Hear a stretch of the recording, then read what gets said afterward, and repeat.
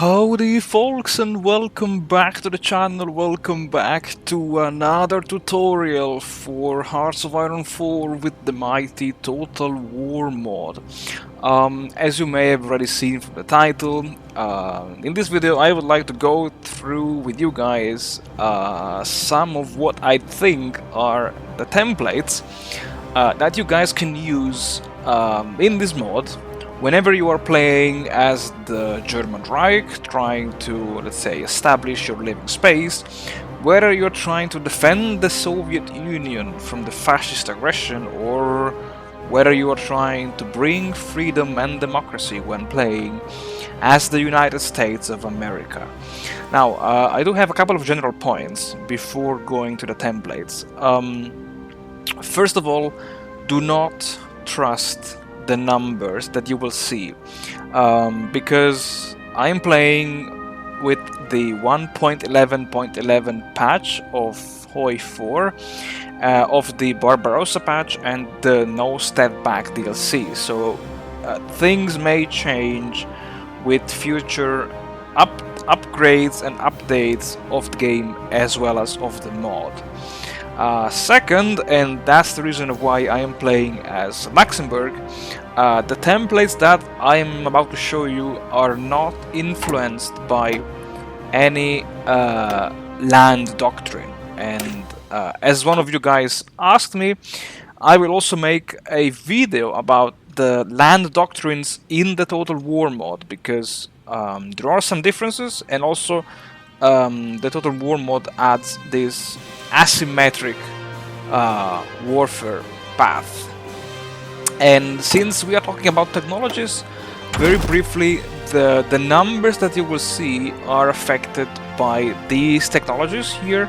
So the 1938 technologies for the infantry. I did have to research the commandos team, because the commandos will be needed for some of the templates.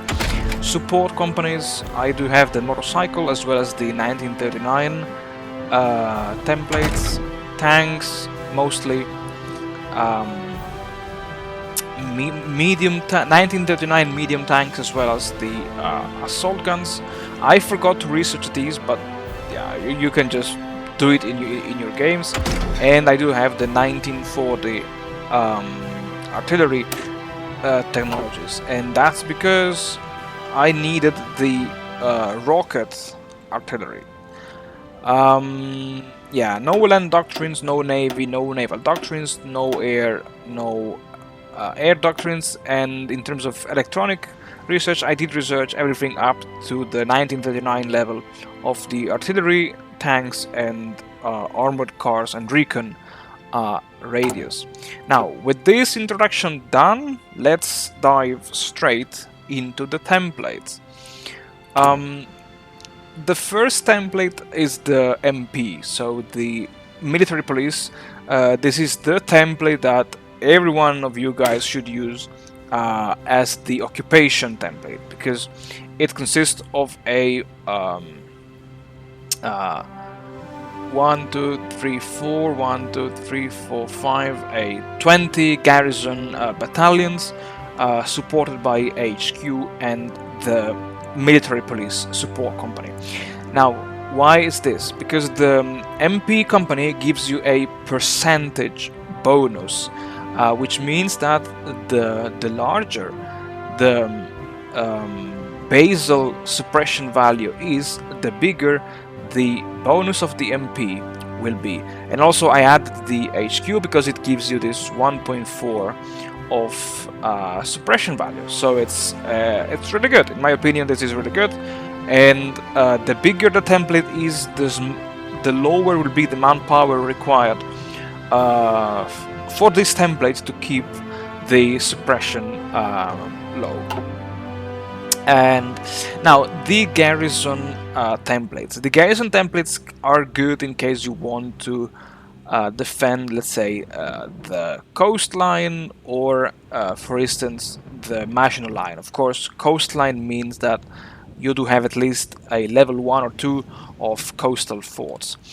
These are very cheap, very basic templates, consisting of, let's say, the the template number 1 consists of 5 Garrison battalions and 1 recon company.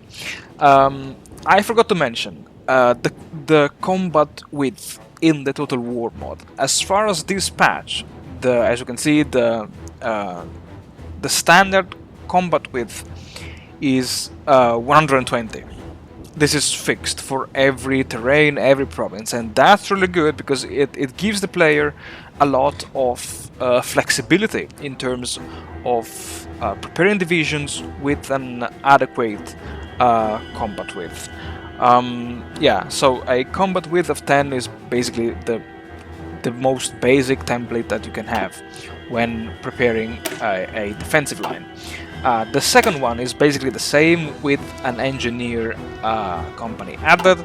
Now if we compare the production cost, this is, let's say, 817 and this is roughly 1000, so it's nearly 200 points more of production cost for, let's say, this is 210, this is 213 of defensive value, so it's still acceptable. I mean, I'm pretty sure that pretty much every nation can afford at least this second template. The third template is like the previous one, with just an divisional HQ as a support company, just to give an extra boost to organization and a bit to the defense.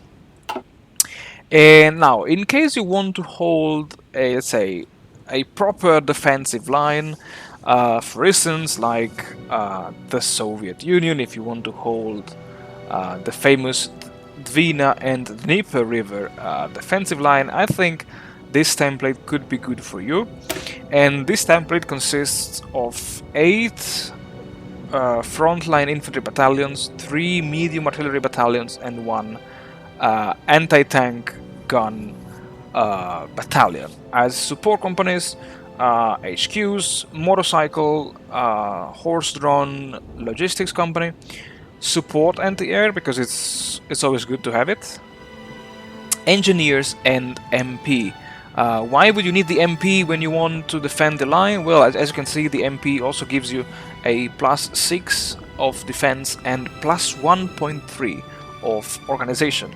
I can say it now, and maybe I will say it again later, but organization is probably one of the most important statistic that you want to keep in mind when designing your templates. In this case, defense is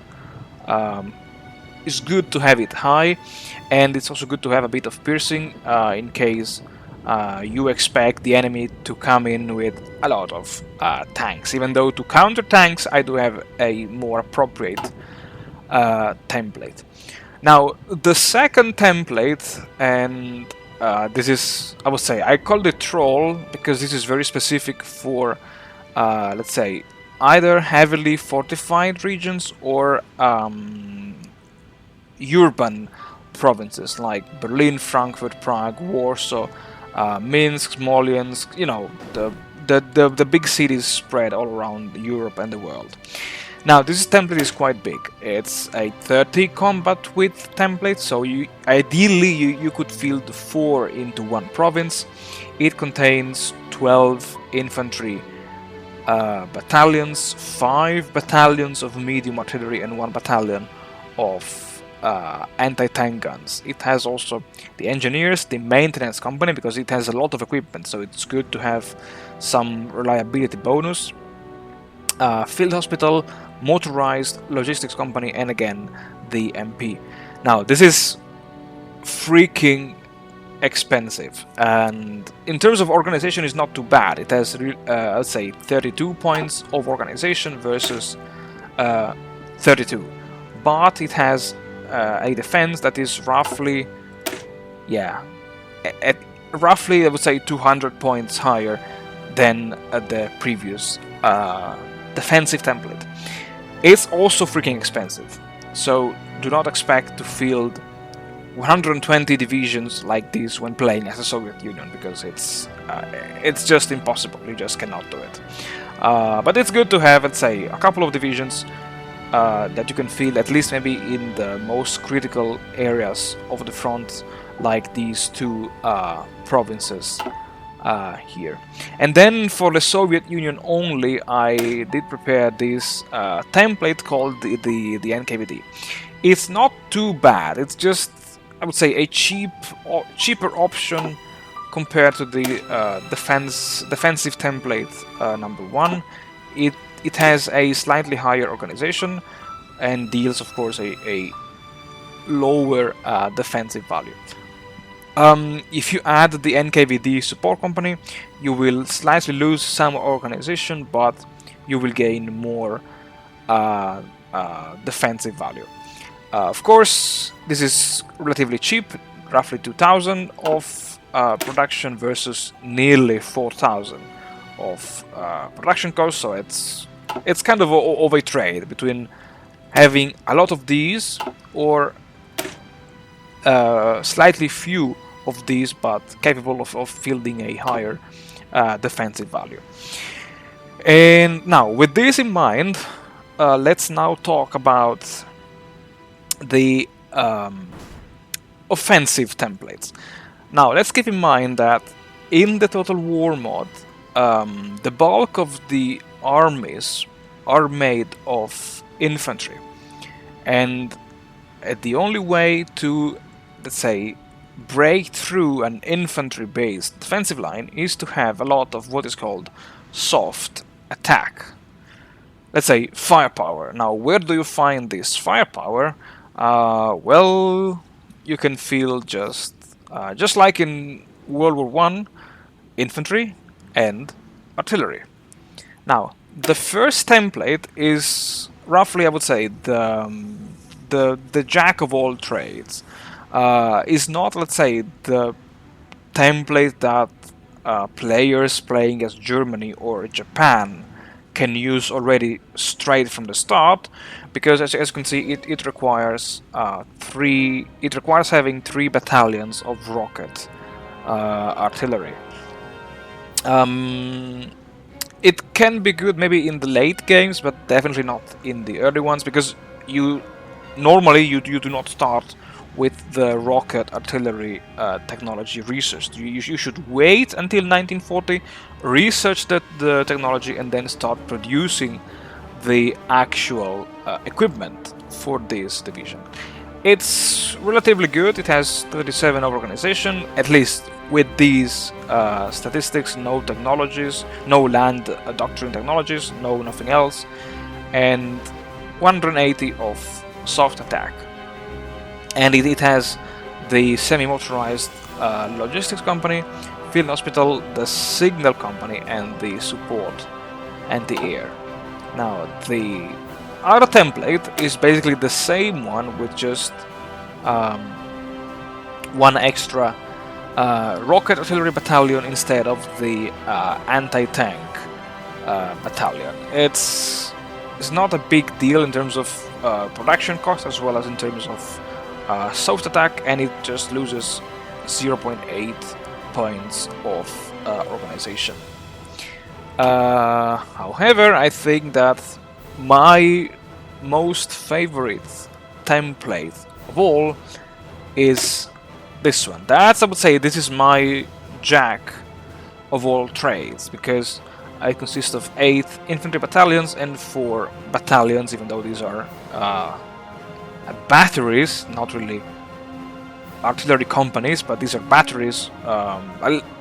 Let's call them medium artillery battalions anyway, and 4 medium art battalions. Now, the organization is slightly lower. This is 32.4 versus, let's say, 36.2, so just 4 points less, but in, let's say, it feels roughly, I would say, 80 or 70 points of soft attack, and I think that's a big punch.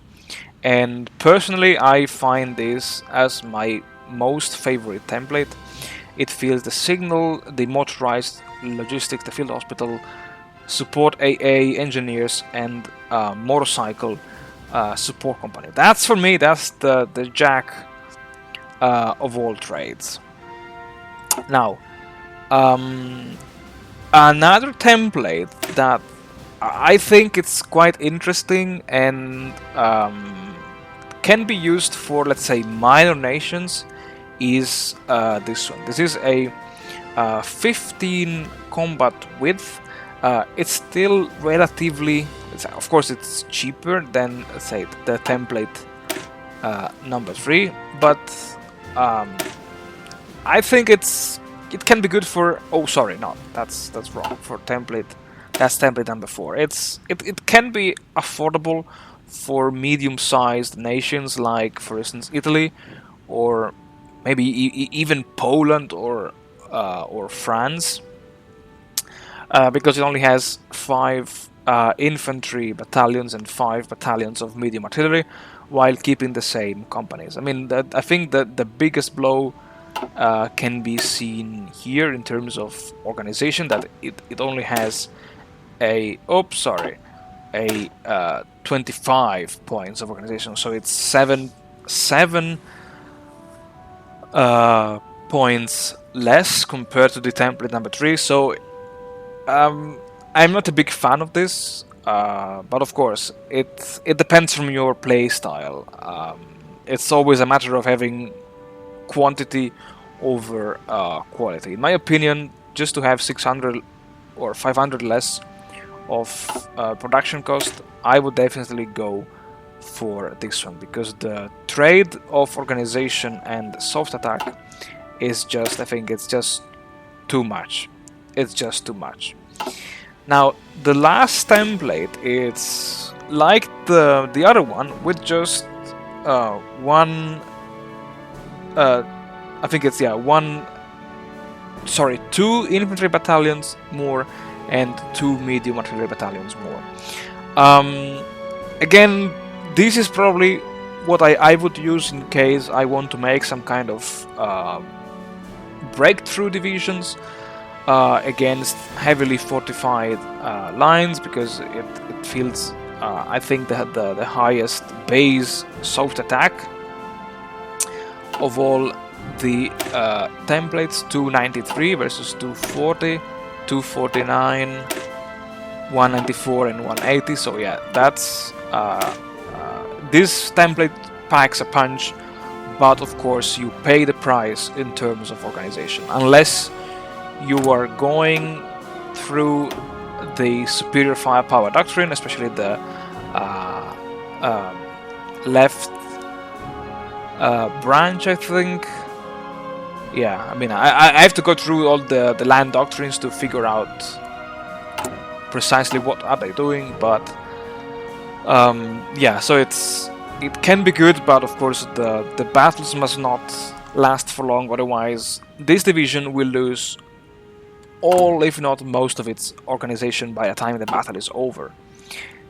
Now let's talk about the Marines, in case you want to do some amphibious invasions. Let's say the small template for a basic Marine division is this one, with 6 Marines battalions, 1 battalion of pack artillery and 2 battalions of self-propelled light artillery. As support companies, I added the engineer company, the amphibious support, the semi-motorized logistics that you can swap for the motorized logistics as well.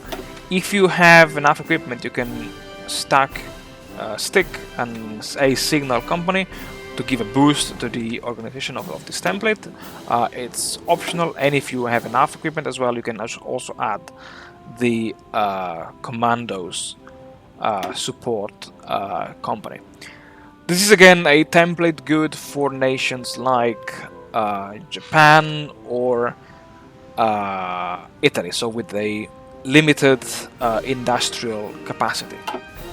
The other template is good for nations like the USA, the United Kingdoms, and maybe Germany, if you playing as Germany are trying to attempt Operation Sea Lion. And this is just a freaking beast because you have a 30 combat width. Now keep in mind the organization value. This is 38.9 versus 38.5 without land doctrines. But the amount of firepower that this template fields is just unbelievable. You do have 11 marine battalions and 8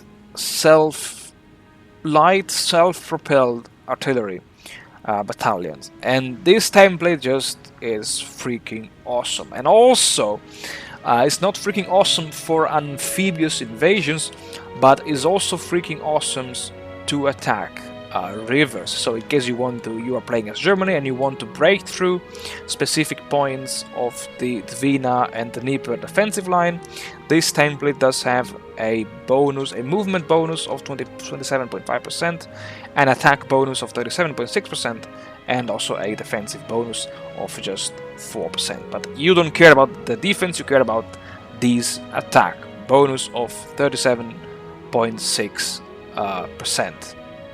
And as well as against the amphibious invasions, this template does benefit from a 40% of extra attack. So that's really awesome. And I guess I don't need to explain what these support companies are. And let's now come to the, let's say, heavy monsters, or better known as the Panzer divisions. Personally, I found these 3 templates as being, let's say, the most useful in some conditions. Now, keep in mind that tanks, so I use tanks in the Total War mod in two ways. First of all, to break through the enemy lines, and second, to counter enemy tank divisions. I know this goes against what was going on in history, that anti-tank guns were used to fight enemy tanks and not tanks versus tanks, but you know, this is just the Total War mode, and this is how I usually play with my Panzer divisions. Now, the first template is basically a breakthrough tank division. It fields 6 battalions of heavy tanks. As you can see, I did also research the heavy tank of 1936. Things will change once you will research the heavy tank of 1942, and things can also change when you will research the mechanized infantry, and you will replace the motorized with the mechanized infantry. The biggest advantage of this template is the breakthrough values. You want to use heavy tanks to just pierce through the enemy lines and basically exploit and create a gap through which ideally your motorized infantry divisions can just go through and sweep deep behind the enemy lines. That's a 20 combat width. It's relatively expensive, so only countries like Germany, I think the UK, the USA, and maybe the Soviet Union could benefit from these templates. The other template is again a breakthrough and heavy firepower oriented template. It consists of 12 assault guns battalions and 4 battalions of motorized infantry that can be again replaced with the mechanized infantry. This template, I think it packs a punch because it has a 390 value of breakthrough, 375 of defense, and 308 of soft attack. So this should be your, let's say, knife that you can use when breaking through the enemy defensive lines. The only downside of this is, of course, the organization. But again, keep in mind, I'm playing without land doctrine, so yeah, ideally, yeah. For this template, it would be nice to have, I think, the armored spearhead of the mobile warfare branch. And last but not least is, again, I would say the jack of all trade in terms of breakthrough templates, because this template is, of course, bigger, is slightly more expensive than the previous one, but again, this template packs a punch as well. It has 2 battalions of heavy tanks, 4 battalions of medium tanks, 7 battalions of motorized infantry that again can be replaced with the mechanized one, 3 battalions of light tank destroyer, and 1 battalion of light self-propelled artillery. This, again, it has a relatively high breakthrough and a decent organization. Of course, supplies are gonna be freaking insane in terms of consumption, and also I did add the motorized support heavy anti-aircraft just to have a higher hard attack against to hit enemy tanks. Yeah, exactly. The hard attack here, it's relatively low, but I would say this template can be used against infantry, while this template can be good against enemy, let's say to counter enemy tank divisions. Of course, if you have them, you should replace the light tank destroyers with the medium ones. Ideally, the heavy, if you can afford them. So basically, against, let's say, infantry, you should deploy more infantry. Against attacking infantry, you should deploy infantry. To break through enemy infantry, you can deploy infantry and artillery. Or ideally, you can just field a few elite heavy tank divisions, or divisions with plenty of assault guns, and then, yeah, just either have motorized troops ready to exploit the gaps, or you can just fight your way deep into the enemy territory. I think, guys, that's all for this video. It's nearly 28 minutes. So yeah, thank you very much for watching. Thank you very much for supporting the channel. If you guys have any comment, any suggestion, any idea, which are your templates that you like to use in the Total War mod, please let me know in the comments below, because I would love to hear your thoughts, your opinions, your conclusions. And until the next episode that will deal with the land doctrines, well, as always, stay safe and take care, guys.